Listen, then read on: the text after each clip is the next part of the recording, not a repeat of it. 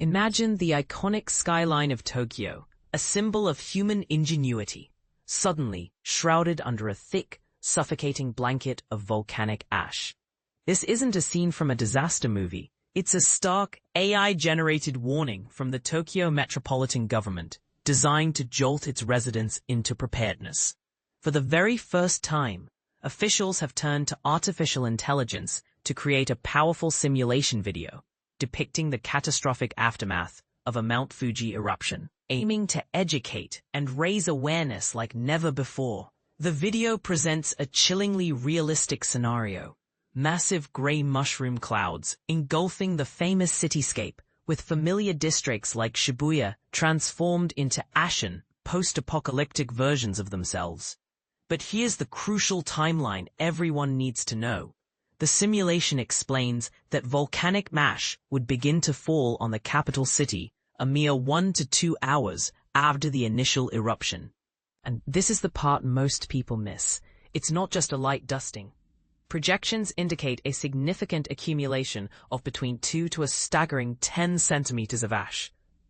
Now, what makes this ash so dangerous? The video clarifies that volcanic ash isn't like ordinary dust. It's composed of fine, jagged, glass-like particles created from pulverized rock. Its unique abrasive qualities pose a severe threat to human health, potentially causing respiratory issues, and can cripple society in unexpected ways. The 3-minute simulation powerfully illustrates that Tokyo's entire transportation network would grind to a halt. Trains would be unable to run on ash-covered tracks, and airplanes would be grounded as ash destroys engine components and makes runways unusable. This new public guidance is actually part of a broader set of recommendations. Back in March, a government expert panel released guidelines advising residents to primarily shelter in place during such an event, stockpiling groceries at home to avoid widespread panic and chaos. And this is where the strategy gets controversial. Official advice is to evacuate only if ash accumulation exceeds 30 centimeters, particularly for those living near older wooden structures that could collapse under the weight. Is prioritizing sheltering in place over immediate evacuation the right call, or does it underestimate the panic and logistical nightmares that would ensue? We want to hear your thoughts in the comments.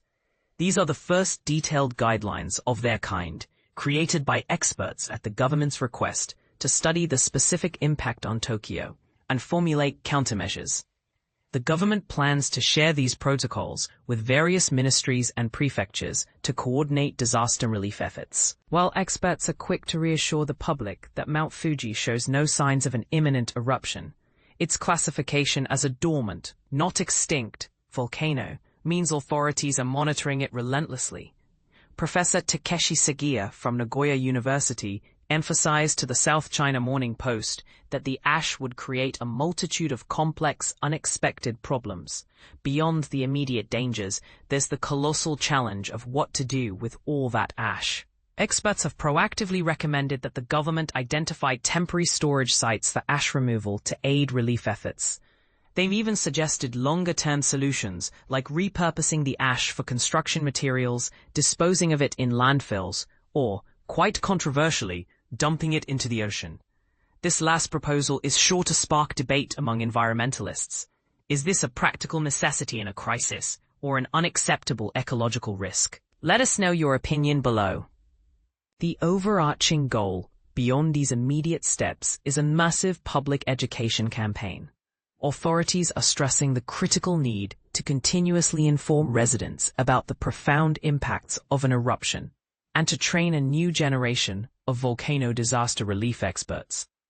This AI video is just the beginning of a crucial conversation about resilience in the shadow of a sleeping giant.